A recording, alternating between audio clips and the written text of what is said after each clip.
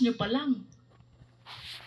Yun po ang binigay niya sa akin, ma'am. Kasi yung pong mga identified na object of expenditures, yan po ang ginagawa niya doon sa pag-implement po ng confidential I understand, Ms. Acosta. But if you will tell us that that object of expenditure pertains to the accomplishment report, I hope you are reminded, ang accomplishment report po ay saka ginagawa kapag fully implemented na lahat ng programs. Now, this brings us to a bigger question. Kaka-encash nyo lang?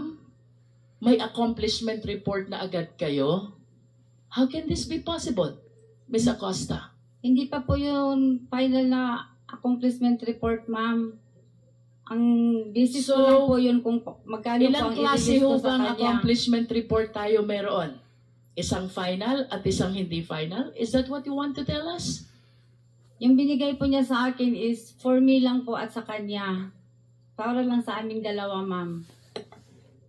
Hindi po yun yung final na accomplishment report after the implementation of the program under confidential funds po.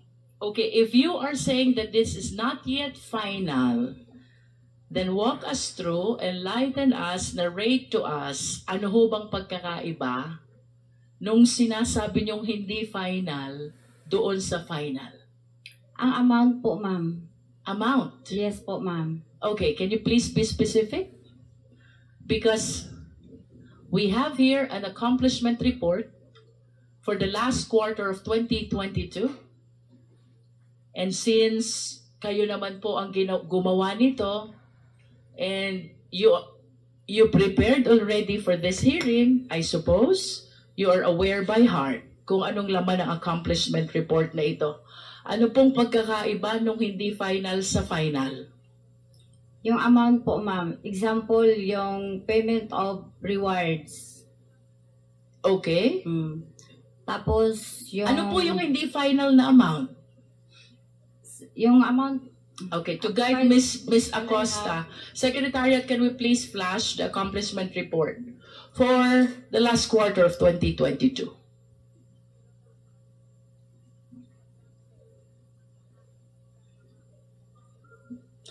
At kung may sinasabi po kayong accomplishment report na hindi final, will you be generous enough to share it with us? Wala po akong dala ngayon, ma'am. Yes, but for the next hearing, will you be willing to submit it to the committee? Yes po. Yes. Okay. Ms. Acosta, we have here the final, I suppose, because this was provided by the COA, accomplishment report for the last quarter of 2022. Ang sabi niyo po, sa amount lang kayo nagkakaiba. Yes po. Can you enlighten us? Bakit po nagkakaroon ng disparity sa amount? Kasi po, example po yung payment of rewards, ma'am. Ang nilagay, hindi ako makakita. Secretary, can we provide instead a copy? You were pertaining to payment of reward. Ang nakalagay po dyan is 10 million. Yes, ma'am. Ano po bang nakalagay doon sa hindi final? Ang nilagay lang po niya doon is 8 million po. Okay. How about the purchase of information? So far, ito lang po ang aking maalala, ma'am.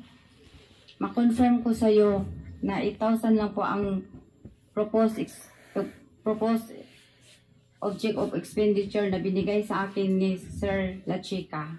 Ms. Acosta, with your object of expenditure, would you confirm with me na kung anong items ang nakasulat sa object of expenditure, yun din po ang nakasulat dito sa accomplishment report. The only difference is with respect to the amount.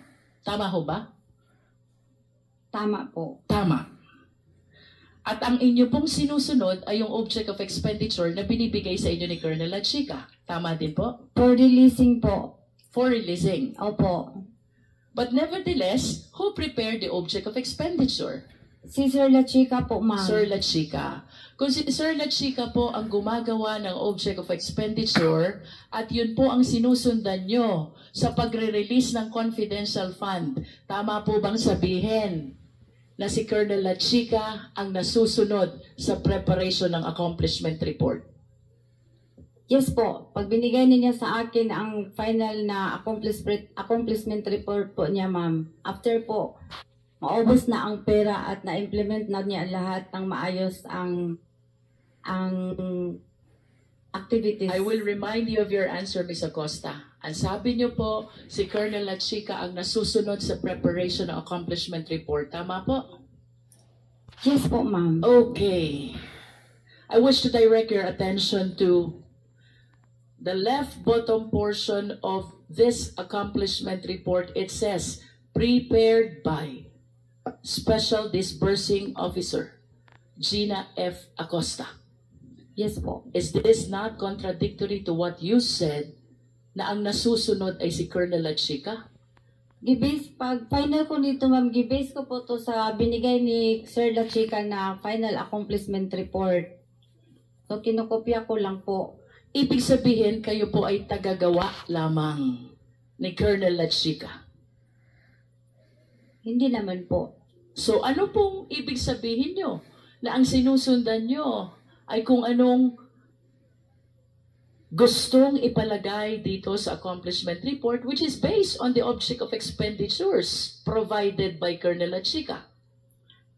Ang nilagay po niya sa object of expenditures po, ma'am, ay in connection na po sa aming prepare ng financial and physical plan po. Kasi kasama ko po siya paggawa ng financial and physical plan. Financial and physical plan. Sino po bang gumagawa ng financial and physical plan? Ang nagdradraft po, ang nag-prepare ako po at si Sir La Chica. Okay. Ano po ba ang trabaho ni Colonel La Chica? Malapit na po akong malito. Malapit ko na pong isipin ang disbursing officer ay si Colonel La Chica. Hindi po. What is the designation of Colonel La Chica, please? Siya po ang aming security officer. And a security officer? Ano ho bang trabaho ni Colonel La Chica? Is it her job to prepare the financial plan? Hindi po. Is it her job to prepare the accomplishment report? In the financial po, siya po ang magbibigay sa akin ng information or guide kung ano po ang magiging confidential activities po in relation sa confidential funds po na gagamitin. I hope you realize, Ms. Acosta, that you are the special disbursing officer. Yes po, ma'am. Alam ko po.